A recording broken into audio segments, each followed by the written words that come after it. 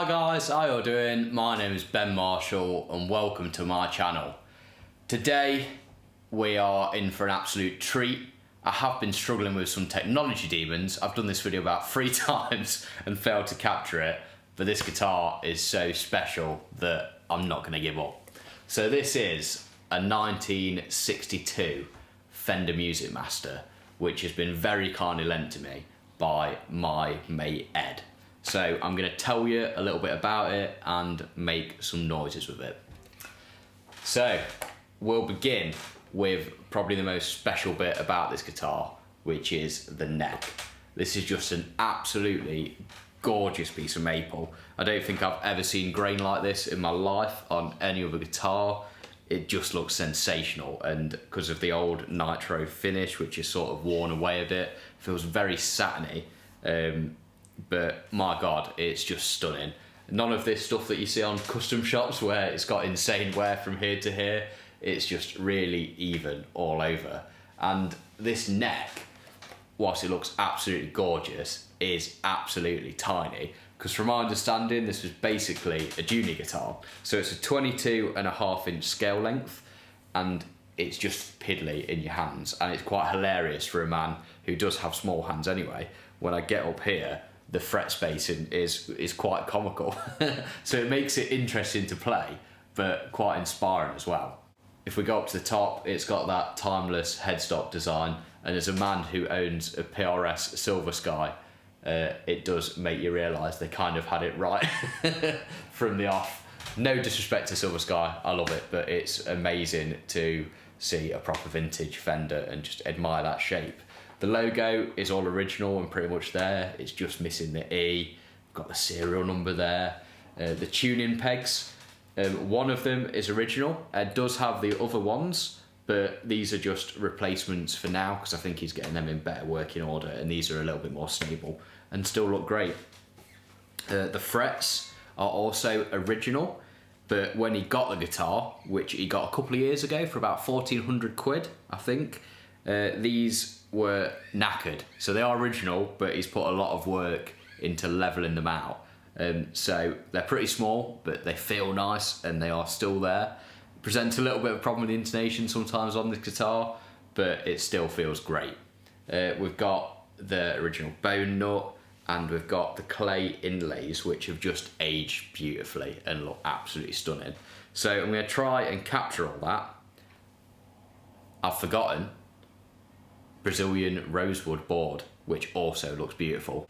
So working our way down, we get to this shape, which is really cool. It's not a shape that I'm very familiar with, to be honest. I didn't really know what a Musicmaster was before I saw it, but really cool looking thing, and just amazing that at that period in the 50s, I know this is a 60s guitar, but when it was first sort of designed in the 50s, all them classic guitar shapes, the Strat, the Telly, the Les Paul, just such a time of ingenuity, and they just got it right. And this, for saying it's like 70 years old, still just looks like a fresh looking thing to me, and it's just so cool.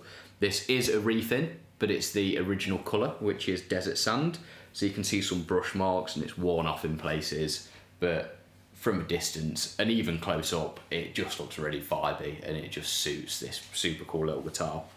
It's got a single ply scratch plate, which is quite cool with someone who isn't really familiar with vintage guitars to see what single ply originally meant. It doesn't look cheap, it isn't thin, it's quite a thick bit of material, and it's just beautifully made.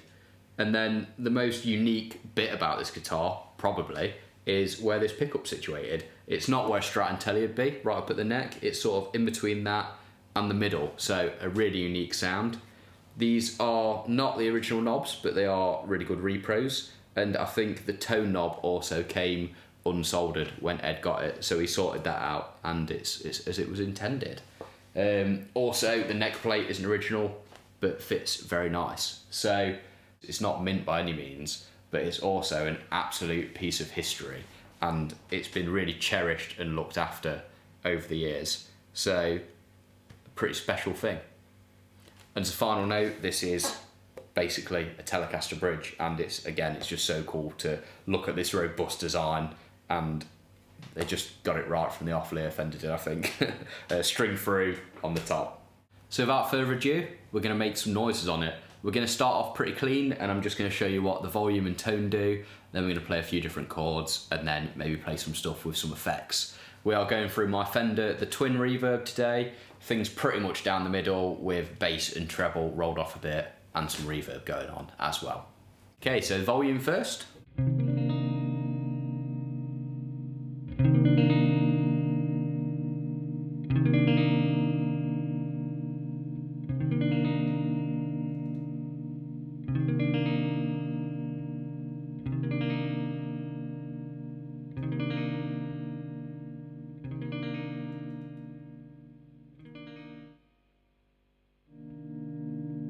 So really nice and present sound all the way through the volume if you can hear that. Okay, and then the tone.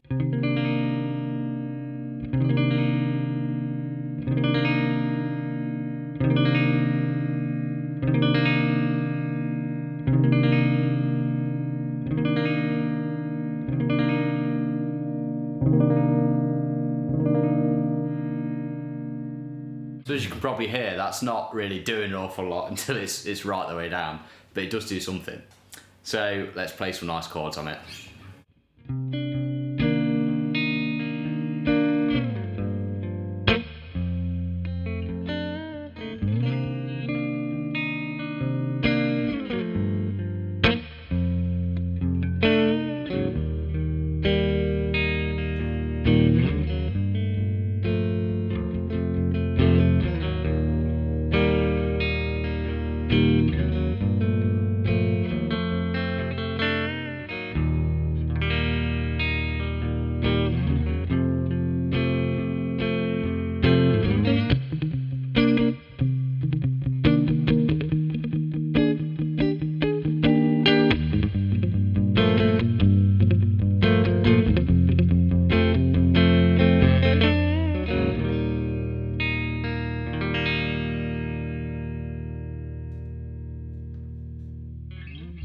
Now with a little bit of delay and tremolo.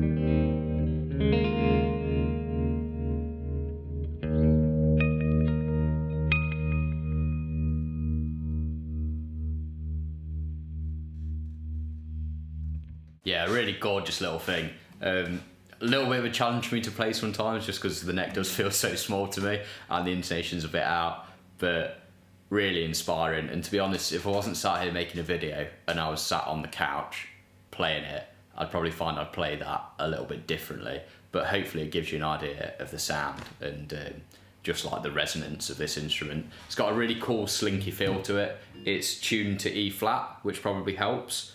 But when you sat there, I just find it makes me come up with different riffs and things. So I am going to slap a bit of fuzz on now. I'm sorry if that upsets some purists, but we've had a bit of clean stuff now, and you've heard what it sounds like, so you'll have to forgive me.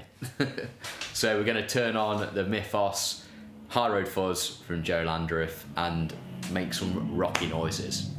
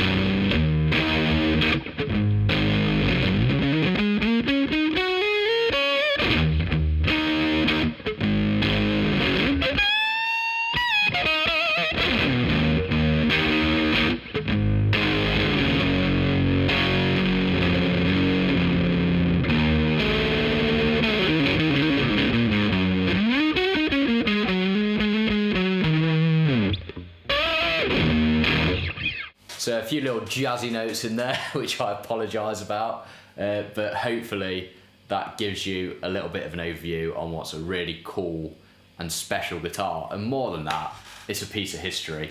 Because it's so small and everything, it's not the easiest thing for me to play, but it is one of the most inspiring things I've ever played. It's so resonant and well built, and it's just special and beautiful. And the knob's just fallen off.